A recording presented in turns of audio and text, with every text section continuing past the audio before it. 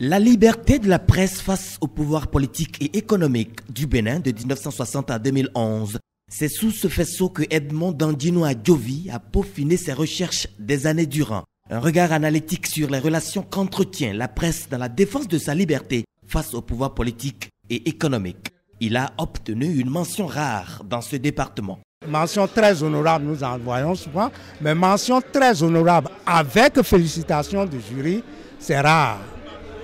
Parce que M. Adjovi a fait un travail qui répond véritablement aux normes scientifiques du point de vue du fond et de la forme.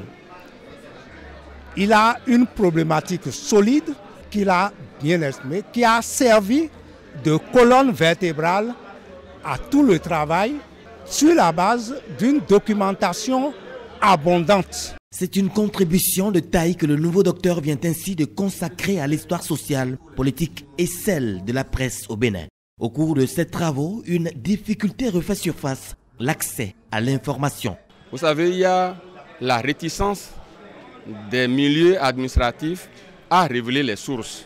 Alors nous avons eu suffisamment de problèmes par rapport aux journaux d'époque, par rapport aux photos d'époque. Des renseignements les plus ordinaires, les gens en font des sujets tabous. Donc on ne peut pas faire la recherche sans vraiment des archives bien conservées et mises à la disposition des chercheurs.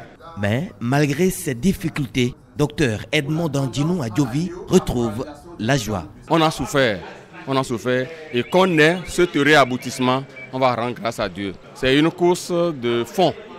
Pour faire la tête là, c'est une course de fond.